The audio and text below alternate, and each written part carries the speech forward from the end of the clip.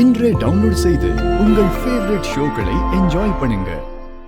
Aravind aunty, அக்காக்கு கொடுத்த chairman பதவி, தங்கச்சிக்கு கொடுத்த வீட்டோட கொத்து சாவிக்கும் நல்ல நியாயமா நடந்துக்கிறீங்க. அவங்க அப்படிப்பட்டவங்க இல்ல மனிஷா. அதனால்தான் அரவிந்தா அவங்களுக்கு அந்த பொறுப்பை கொடுத்திருக்கா. அப்ப எனக்கு என்ன கொடுத்தாங்க மாமா? இந்த வீட்ல நான் யாரு? கம்பெனில எப்படியும் என் பையனை வளர விட மாட்டீங்க. அட்லீஸ்ட் எனக்காச்சும் இந்த வீட்ல மதிப்பு இருக்கணும்ல.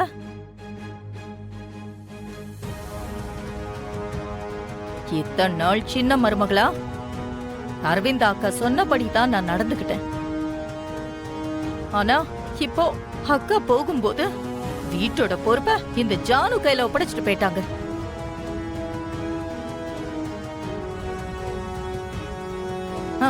இனி வாழ்நாள் முழுக்க இவ காலடியில நான் கடக்கணுமா?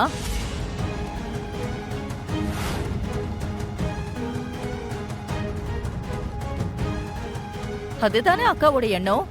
மாமோட எண்ணம் அது இல்ல சித்தி. பின்ன என்ன நினைப்புல அவங்க வீட்டோட சாவிய ஜானு கிட்ட கொடுத்திருக்காங்க? ஆன்டிக்கு அப்புறம் தேவயானி ஆண்டி தானே இந்த வீட்டுக்கு பெரியவங்க. பொறுப்பு இவங்க கிட்ட இருக்கணுமே தவிர கொஞ்ச நாளைக்கு முன்னாடி வந்தவங்க கிட்ட இருக்க கூடாது. ஆபீஸ்ல சேர்மனோட போஸ்ட நான் கேட்கல.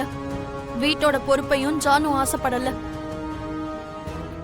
நாங்க 2 பேரும் அத்தையோட சொல்ல மதிக்கிறோம், அவ்வளவுதான். அத்தைக்கு நீங்க தலை வணங்குறீங்க, உங்களுக்கு நாங்க தலை வணங்கணுமா? அதுதானே நீ சொல்ல வர? உங்களுக்கு மட்டும் பதவியும் பொறுப்பும், ஆனா எங்களுக்கு பணியுடையும் சேவையும். அதுதானே உன்னுடைய எண்ணம்.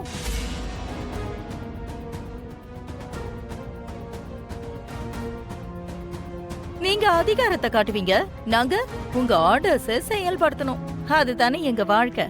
சின்னத்த, எனக்கு சேர்மனோட பதவியோ ஜானுக்கு இந்த வீட்டோட பொறுப்போ தேவையில்லை. இந்த வேலையை அத்தை கொடுத்தாங்கிறதுக்காக தான் செய்யறோம். அந்த பதவியை உங்களுக்கு வேணும்னா நீங்க எடுத்துக்கோங்க.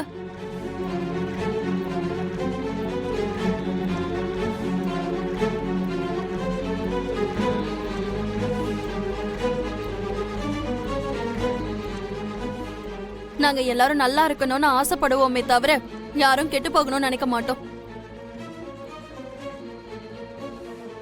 அரவிந்த் அத்தைக்கு அப்புறம் நீங்க அப்பேற்பட்டவங்கன்னு உங்க மேலயும் எங்களுக்கு மதிப்பு இருக்கு.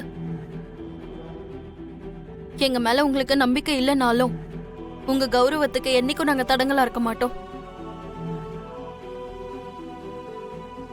ஜானு, நீ போய் வீட்டோட கொத்து சாவி எடுத்துட்டு வா.